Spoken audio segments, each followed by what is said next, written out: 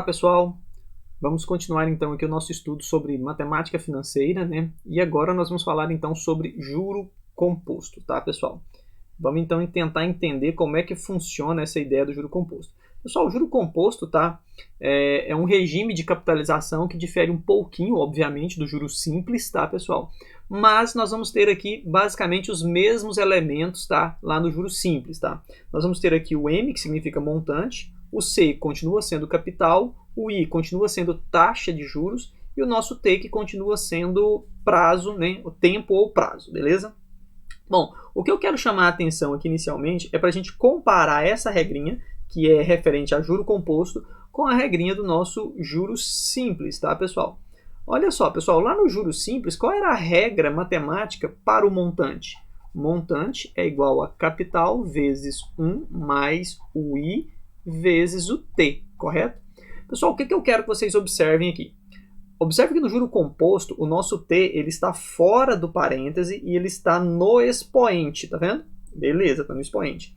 Já no juro simples, o T está dentro do parêntese, multiplicando a nossa taxa, certo? Então, cuidado para você não fazer confusão com essas duas informações, tá? Muita gente mistura a regra do juro composto com a regra do juro simples, tá? Então, juro simples, o T está dentro do parêntese, multiplicando a taxa. Já o nosso T está fora do parêntese, né, pessoal, aqui no expoente, no juro composto, ok? Então essa é uma diferença básica que eu quero explicar aqui agora para vocês em relação à nossa regra. Bom, para você entender melhor a diferença entre juro simples e juro composto, vamos fazer o seguinte, vamos imaginar o seguinte. Deixa eu escrever aqui, juro simples, né? Vamos imaginar aqui que você está no juro simples. Vamos supor que você pede emprestado a algum amigo seu a quantia de R$100. Vamos pensar assim, ok? Há uma taxa de juros de 10% ao mês. Vamos pensar assim. Então, você pegou R$100, né? Uma taxa de juros de 10% ao mês, e você vai quitar isso daqui a 3 meses, certo? Beleza. Então, você vem, combina com o seu amigo e fala, ó, daqui a 3 meses eu te pago. Perceba que eu estou falando o seguinte, daqui a 3 meses eu te pago, ou seja, no final do primeiro mês eu não vou pagar, no final do segundo mês também não, vou pagar só no final do terceiro mês. Bom, então veja bem, o que aconteceu? Esse cidadão foi lá e pegou R$100 hoje, certo? Mas lá no final do primeiro mês, lá no final do segundo mês e lá no final do terceiro mês vai estar acontecendo uma coisa importante aqui, para me entender. O que foi combinado? Que fosse cobrado uma taxa de juros de 10% ao mês. Ou seja, hoje o cara pegou aqui R$100, correto? Mas daqui um mês, o que esse cidadão, né, que pegou o dinheiro emprestado lá, ou você, né, que pegou o dinheiro emprestado com seu amigo, vai estar devendo? Veja que aqui, ó, você vai estar cobrando uma taxa de juros aqui de 10%, não é isso? E vai acrescentar aqui a quantia de R$10 aqui. Porque 10% cobrado em cima de R$100 dá R$10 e a sua dívida está em R$110. Ok? Bom, do primeiro então para o segundo mês, você também vai ser incidir aqui, ó, 10% de juros, de taxa de juros, certo? Só que esses 10% vai incidir sobre esse valor inicial aqui, que é os R$100. Ou seja, você vai estar devendo mais R$10. E lá no final do segundo mês, então, você vai estar devendo R$120.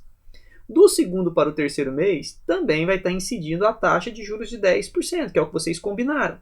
Só que esses 10% também vão ser cobrados em cima de quem? Em cima dos R$100 iniciais, o que dá mais R$10.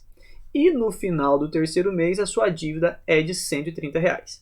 O que eu quero que você observe aqui, né? O que eu estou querendo dizer para vocês?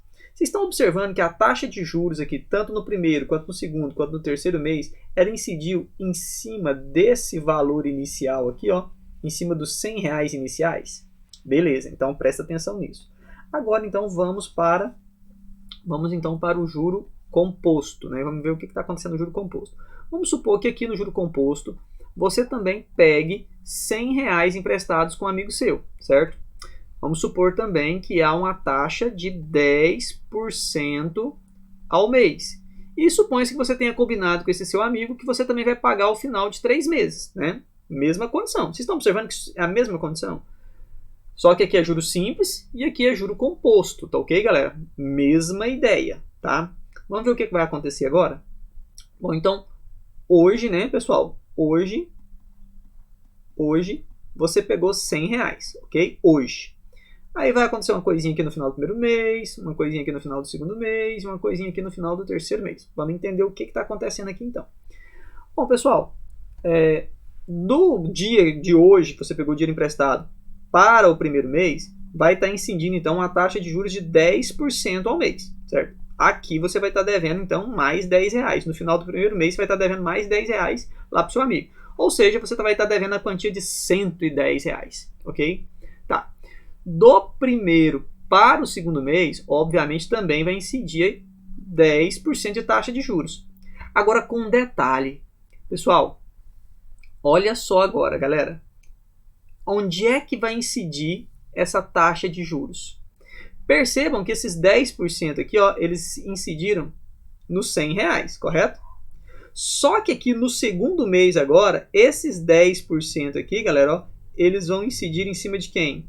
Dos 110. Não é mais em cima dos R$100, é em cima dos 110, tá? E o que isso significa então, professor? Significa que aqui, ó, você vai estar devendo então não R$10 mais, aqui igual acontecia no juros simples. Você vai estar devendo R$11, porque 10% de 110 é 11. Então, quer dizer que no final, tá, pessoal, do segundo mês, você vai estar devendo R$121. E aqui, ó, no juros simples era 120. Beleza. Bom, do segundo mês para o terceiro mês, também vai incidir uma taxa de juros de 10% ao mês, correto? Beleza, igual aconteceu aqui no juros simples. Só que agora também perceba que esses 10% agora não vai mais incidir sobre os R$100 iniciais, e sim sobre os R$121, certo? E aí você vai entender que 10% de R$121, né, é mais R$12,10, certo? E aí no final do terceiro mês você vai estar devendo quanto então, pessoal? Você vai estar devendo então R$133,10 para o seu amigo.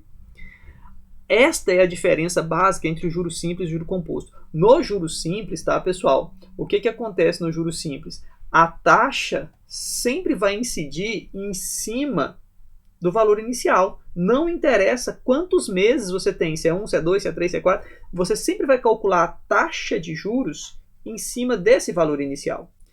Já no juro composto, apenas o primeiro mês é que incide sobre o valor inicial.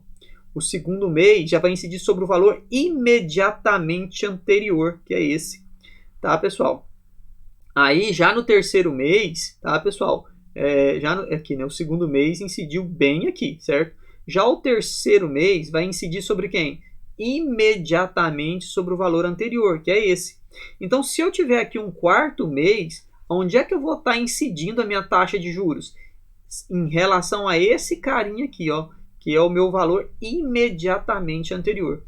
Isso é o que a gente chama aí no mercado, né? Comumente as pessoas falam de juros sobre juros, porque eu estou cobrando juros em cima de um juro já, tá vendo? Porque R$10 aqui não foi de juros.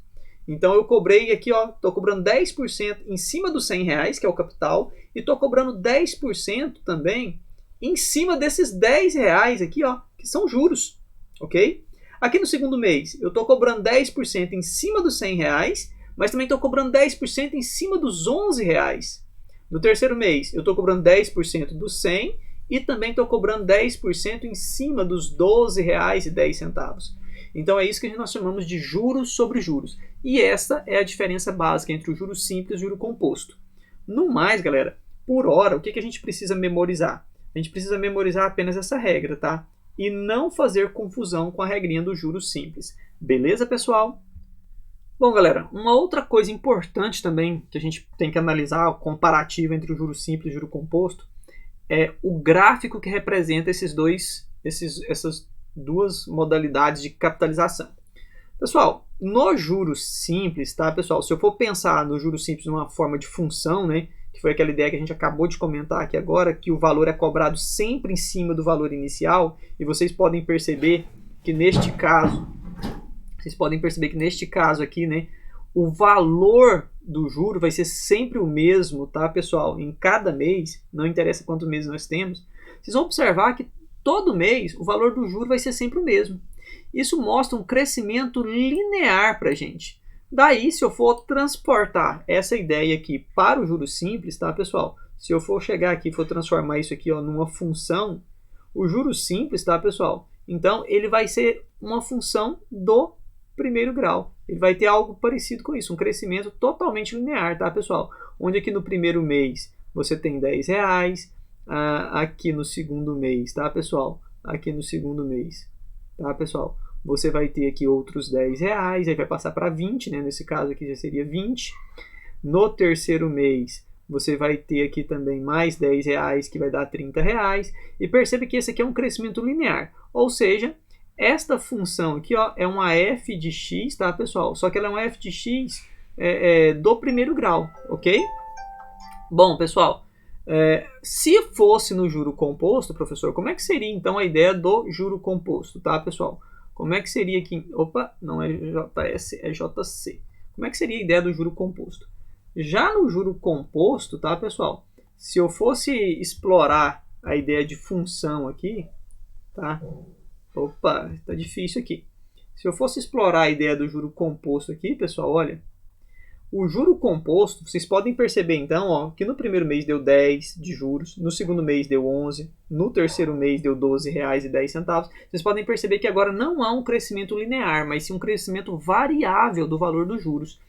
Isso me diz então, pessoal, olha, que a minha função então agora, ela é uma função que vai obedecer mais ou menos esse parâmetro, uma função exponencial, tá, pessoal? Ou seja, cada mês agora que passa, primeiro mês, segundo mês, terceiro mês, quanto mais meses eu tiver aqui agora, muito mais rapidamente, tá, pessoal, a minha dívida vai aumentar.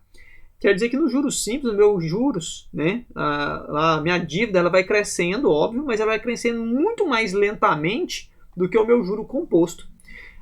O meu juro simples, né, cresce de forma linear e o meu juro composto cresce de forma exponencial. É por isso, então, quando você deve aí para um agiota, para um banco, alguma coisa nesse sentido, a sua dívida aumenta muito rapidamente, tá? É porque o juro composto, a regrinha do juro composto é uma função exponencial, por isso que você pode perceber aqui, né, montante é igual a capital vezes 1 mais i.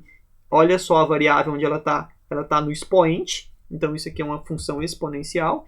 E já no juro composto, desculpa, no juro simples, vocês vão perceber que aqui, ó, não tem expoente, é uma função linear, uma função normal, tá vendo? Uma função do primeiro grau. E essa é uma função exponencial. Então essa é uma outra diferença básica, muito básica sim, né? Simples, mas extremamente importante, tá, pessoal? Ok? Então, espero que vocês tenham compreendido essa diferença, tá, de interpretação gráfica entre o juro simples e o juro composto. Juro simples, função do primeiro grau, função linear. Juro composto, função exponencial. Beleza?